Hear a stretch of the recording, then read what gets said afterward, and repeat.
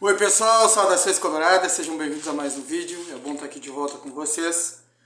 Esse vídeo é para falar sobre masculino, sobre os guris colorados. Bom, vamos lá. Desses jogadores que o Inter contratou, tá? São 4 jogadores, só que 2, deixa eu ver, 1, 2, 3, 3 estão confirmados.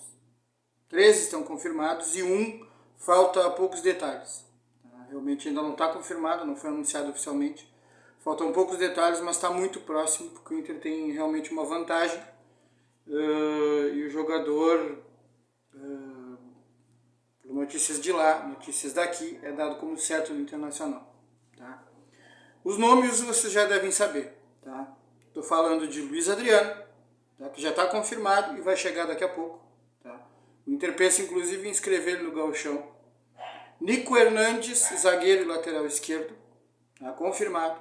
Tá? Já se apresentou para o Inter, já estava ali conversando com o gente do Internacional, já está aí. Tá? Charles Arangues, confirmado. Terceira contratação. Tá? Só que esse jogador chega no meio do ano. Tá? Esse é um problema para nós. Tá? O ideal seria que esses jogadores chegassem, o Charles Arangues principalmente, que ele chegasse agora. Tá? Porque a gente tem Libertadores pela frente e ela vai começar daqui a pouco. Ener Valencia, que é o 4º jogador. Esse jogador, falta muito pouco para ele confirmar, são as informações que eu pude apurar. Tá muito próximo. O Inter tem uma vantagem porque os outros clubes que queriam ele, entre eles o próprio Fenerbahçe, que é onde ele joga, tá? Queria a manutenção do jogador, ele está em alta, ele é goleador do time, o Jorge Jesus treina esse time, queria o jogador, o clube queria o jogador e buscou uma extensão de vínculo. Só que eles ofereceram 2 anos. O Aston Villa também, a informação que eu tenho é que o Aston Villa também queria o jogador. E ofereceu, deu um contrato para ele. Só que nos mesmos 2 anos. O contrato do Inter não é muito diferente do que ele ganha agora, do que estão oferecendo para ele no Fenerbahçe, do que estão oferecendo para ele lá na Inglaterra. Não é diferente. Tá? Basicamente é o mesmo salário, só que o Inter tem luvas e tem 3 anos de contrato. O Inter está oferecendo 3 anos para esse jogador, tá? Que tem 33 anos. Tá? É um prazo longo? É. Tá? Mas às vezes tem que usar de alguma arma, de alguma, né? Tem que usar alguma coisa para poder sair na frente e ganhar uma disputa. Tá? Então, em relação ao Ener Valencia, nenhuma objeção a esse jogador, nenhuma objeção ao contrato que foi colocado, porque o valor, convertendo em reais, dá 900 mil, era o que ele ganhava lá. Por que ele vai aceitar? O clube onde eu estou jogando me oferece a mesma coisa, o Aston Villa me oferece a mesma coisa. Por que eu vou aceitar ir para o Internacional ganhar menos? Não dá. Então, se tu quer ganhar esse jogador, tu vai ter que igualar e ter alguma vantagem, pelo menos. Tem que ter alguma vantagem no contrato para que ele olhe, olha, eu vou pro Inter, né? Então, o Inter entrou para ganhar e ao que tudo indica, o Inter venceu, tá? Só que ainda faltam alguns detalhes. Sobre esse jogador, eu vi muito material, tá? E me chamou a atenção. Me chamou a atenção mesmo, porque o que acontece? Você olha highlights, você tem que estar com o desconfiômetro bem ligado, né? Porque highlights são highlights. Porém, eu fui olhar dados, eu fui olhar estatísticas, né, dados de scout do jogador.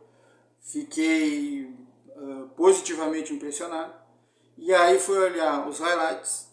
E aí, claro, tem que ter um olhar mais atento. O que acontece? Tu olha gols e movimentações e tal, tudo bem, ótimo, tá? Mas tu tem que ver também o grau de dificuldade para fazer determinadas ações que ele fez, né? Gols com a esquerda, gols com grau de dificuldade maior em que ele conseguiu botar dentro da casinha. Então tudo isso eu vi. Isso me chamou a atenção, justamente justificando por que esse jogador tem salário alto, por que ele é valorizado e por que alguns clubes querem ele, entre eles o Internacional. Tá? O jogador realmente tem um nível técnico acima da média. Tá? No Brasil aqui ele sobraria. Tá? Ele seria útil em vários clubes. Vários. Seria titular em vários clubes. Ele é uma referência na seleção do Equador, foi tratado dessa forma, tá, pela imprensa equatoriana, que é no meio de vários jogadores e de alguns jovens, numa seleção do Equador que estava um pouco renovada, o Ener Valencia seria referência. E ele fez uma boa Copa. E ele vem jogando bem no Fenerbahçe. É um jogador que ele não é grandalhão, não é forte, tá? Ele é um jogador leve, tá? Eu diria até que com corpo de velocista, é jogador com biotipo de fibra rápida, tá? Ele tem, vamos dizer, aquela coisa de dificilmente ganha peso, né? Leve, pernas longas. Só que ele não é tão alto, ele tem 1,77, 1,78, tá? Mas ele é leve. Ele é um jogador que já foi extrema e já foi segundo atacante, ou seja, ele jogou com dupla de ataque ao lado do centroavante. Ele já fez isso. Mas vem fazendo a posição de centroavante há um bom tempo e vem fazendo gols. Então, um centroavante móvel, moderno, capaz de criar. Tá? Tem habilidade para criar, um controle bom, passes bons, finalização com a direita, com a esquerda, cavadinha, tomada de decisão, tudo. Cabeçada do cara, tudo que eu vi me impressionou. Inclusive gols com alto grau de dificuldade ele botou lá dentro da casinha. Então, é um jogador de nível técnico, realmente é prateleira de cima. Tá? Nesse caso, a parte física do Ener Valencia, eu acho que ele deve conseguir se preservar dentro desses 3 anos, acho que vai ser útil com 33, com 34, com 35. Tá? 33, 34, 35 e até 36 acho que ele pode jogar. Pelo biotipo do jogador. Tá? Biotipo. Tá? Não é o biotipo daquele centroavantão, é o biotipo de um atacante de mobilidade, de velocidade, que virou centroavante e se tornou goleador. Tá? Esse é o Ener Valencia. Grande contratação, nós precisávamos disso para subir de patamar. Só que ele vai vir só no meio do ano, lá por julho. Tá? Isso aí preocupa. Isso aí preocupa porque a Libertadores começa antes, em julho eu posso estar fora da Libertadores, então não sei.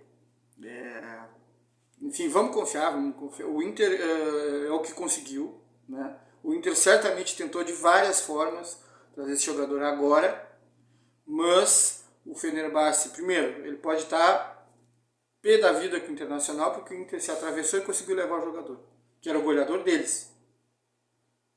Então o Fenerbahçe pode dizer, não vai, não queremos liberar ele agora. Ele vai cumprir o contrato conosco até o final. Pode isso? Pode. Juridicamente é correto, o contrato está ali, isso é um contrato juridicamente correto, perfeito, eles podem fazer isso, tá? Estão no direito deles. E pode ter essa, né, pegar e não vai sair, não adianta vocês oferecer dinheiro, a gente não quer, ele vai ficar até o final. E outra coisa é que o Ener Valencia tem uma consideração em relação ao clube. Como ele considera que foi bem recebido, que foi bem lá, e tem uma ligação com esse clube, ele quer respeitar o contrato. Ele não quer sair agora quando o clube ainda tem jogos a disputar. Ainda tem jogos, tem pontuação, tem dinheiro valendo. É o clube, então ele quer respeitar o clube, preservar a imagem dele e respeitar o que o clube está dizendo. Então, é isso, não sai agora. Tá? Para nós, infelizmente, né, nós não temos que nos preocupar com o Fenerbahçe, nós temos que nos preocupar com o Inter. Então, para nós, infelizmente, ele não vem agora. Gostaria muito que ele viesse agora. Charles Arangues parece que é a mesma coisa. A mesma coisa. Não estão querendo liberar agora. Tá? Mas eu não sei, o Charles Arangues eu vou deixar em stand-by, tá? Eu não vou ficar especulando aqui, porque de especulação vocês já estão cheios, tá? Eu não vou participar disso. O canal aqui não é para isso. O canal é para criar claramente para vocês a ideia do que eu estou trazendo, né? Que é análise de futebol masculino, feminino, com informação, com análise e análise de arbitragem de forma técnica, tá? Emprestando para vocês a minha experiência como árbitro. É isso. Então eu não vou ficar especulando, fazendo coisa para like, viu? Porque vocês estão vacinados em relação a isso. Vocês percebem quando o cara começa um monte de nome, não sei o que, para fazer um rebuliço, né? E ganhar views e likes. Eu acho que não dá certo. Tá? E mesmo que dê, mesmo que o YouTube me convença que dê, né? Eu não vou fazer. Então, o Charles Arangues eu vou botar ainda em stand-by, ainda acredito que talvez o Inter consiga, porque talvez se consiga um acordo, dinheiro, ali para o Charles Arangues vir, tá? Mas as informações que eu tenho é que esses dois, Ener vai vir em julho, Charles Arangues também virá no meio do ano. E que no momento as contratações certas que vão chegar agora é Nico Hernandes, zagueiro e lateral esquerdo, do Atlético Paranaense. Não conheço bem esse jogador, vou olhar scout, estatística, vou olhar material para ver como é que é esse jogador, né, para ver o que a gente pode esperar dele. E Luiz Adriano, eu conheço, esse a gente conhece, né, o Luiz Adriano. Muito bom jogador, mas está numa descendente, não está no melhor momento da carreira, está no final da carreira. Estava ali em condições de jogo, não vinha de lesão jogando na Turquia, mas era um reserva na Turquia, entrava de vez em quando. Tá? No Palmeiras começou bem e depois caiu e a torcida não queria que ele ficasse lá. E eu queria aqui, no caso do Luiz Adriano, uma contratação diferente, tá? Uma contratação com mais, como é que eu vou te dizer, mais criatividade, a buscar um nome diferente, mais novo, mas vem o Luiz Adriano.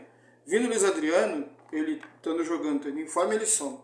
Ele soma, porque daí você vai ter, nesse momento, agora, por exemplo, pensando nas competições de curto prazo que nós vamos ter agora, seja o Gauchão, seja a Copa do Brasil e o início da Libertadores. Nós vamos ter o centroavante, o alemão, nós vamos ter o Luca, que subiu, e vamos ter o Luiz Adriano, que é o experiente. Tá? Podendo jogar até com o Wanderson e PH na frente, que está dando certo, mas não sei se... Eu acho que o Mano vai querer um centroavante. O Luiz Adriano estando bem, jogando, vamos dizer, não a toda, né? Jogando 65%, 70% do que ele já jogou, fazendo bem a retenção de bola na frente, fazendo um bom pivô e finalizando bem. Eu acho que a tendência é que o Luiz Adriano jogue. Aí vai ser Wanderson e Luiz Adriano, ou Pedro Henrique e Luiz Adriano? Creio que sim, creio que o Inter não vai mudar né, essa formação e essa lógica que ele empregou desde o início. Bom, estava na cara que o Inter ia fazer uma contratação de grande porte? Estava na cara. Estava muito na cara que o Inter estava fazendo toda uma ginástica financeira. Aqui eu só em vendas, aqui. Vamos só recapitular. O Inter vendeu em 2022, vendeu Nonato, 8,8 milhões de reais. Edenilson, 6 milhões de reais. Bruno Gomes, que estava emprestado lá para Curitiba, lembra? Bruno Gomes, Bosquilha e o Cadorini, foram os três emprestados para lá, jogaram. Só que o Bruno Gomes foi vendido. O Bosquilha e o Cadorini continuam lá emprestados, mas o Bruno Gomes foi vendido 5 milhões de reais. Então 6, 5, 8, 3 milhões de reais pelo Daniel, que foi por empréstimo para o San José Earthquakes. Earthquakes, deve ser assim. Daniel. Rodrigo Dourado, 2,5 milhões de reais para o time mexicano, vendido. O Moisés deu, em 2022, meio do ano, deu dinheiro para o Internacional, porque ele foi por 500 mil euros o empréstimo. Então o Inter ganhou 2 milhões e pouco de reais pelo empréstimo. Tá? E o período está terminando e agora, no meio do ano, parece que o CSKA vai comprar. Tá? Aí o CSKA compra, o valor é 1,5 milhões de euros, que dá 8 milhões de reais. 8 milhões de reais para o Moisés. Tá maravilhoso. Só que o Inter não ganha tudo isso. Tá? O Inter ganha, parece que é 30% é do Inter, 30% é do jogador e tem um percentual que é do Corinthians. Então, se o Inter vendesse direto, faz a venda do Moisés direto para o CSKA, o Inter ia bocanhar só 30%, que é o que ele tem. Tá? Aí seria pouco. Agora, como o Inter pegou o empréstimo, tá, com dinheiro, o Inter já ganhou 500 mil euros. Tá? Então o Inter já ganha. Depois o Inter ganha mais um pouco, esse modelo de negócio é melhor para o Inter. Tá? Vale mais a pena. Outra coisa, David foi para o São Paulo. Um empréstimo de 1,2 milhões de reais. O Inter ganhou 1,2 milhões de reais para emprestar o David. Está lá no São Paulo. Está lá no São Paulo e já fez mais gol do que aqui, mais assistência do que aqui, quando jogou aqui. Está tendo mais chance lá no São Paulo. Eu também não achava esse jogador tão ruim. Acho que ele foi prejudicado por alguns fatores. Até já falei sobre isso com vocês, né? Medina, utilizando ele em posição esquisita. No Mano, ele acabou perdendo, ele acabou ficando competindo com o Wanderson e Pedro Henrique, que são melhores do que ele. Ele ficou competindo por essa função de extrema de velocidade, não como centroavante, porque como centroavante realmente ele não vai bem. Então aí, como ele ficou competindo por essa função aí, extrema de velocidade, tinha Wanderson e Pedro Henrique sempre à disposição, são melhores do que ele ficou caro para ser um reserva do reserva, né? Então acertamos, né? Então entrou mais dinheiro ainda pelo David. O Inter Tyson não ficou, abriu espaço na folha, o Edenilson abriu muito espaço na folha, o Bosquilha, que foi por empréstimo, abriu espaço na folha, porque o Bosquilha não ganha tão pouco assim. Deixa eu ver aqui mais. Tem mais jogadores, não vou me lembrar de todo mundo. Mas até, Pedro Henrique, que foi vendido em 2022. Pedro Henrique zagueiro, tá? Pedro Henrique zagueiro, que estava no Inter, foi emprestado para o Chile e foi vendido, tá? Para o Ludogorets. Entrou 2,5 milhões de reais. E entrou. Então entregou bastante dinheiro. O Inter fez mais de 20 milhões em dinheiro. Tá? E abriu espaço em folha. O Inter desinchou muito o grupo. Tá? Se a gente pegar, Thiago Barbosa, saiu 0 para o CSKA Sofia, da Bulgária, mas o Inter manteve percentual, pode pescar mais dinheiro na frente. PV saiu, foi para o Vasco da Gama. Paulo Vitor, lateral esquerdo, foi para o Vasco da Gama, empréstimo, com opção de compra.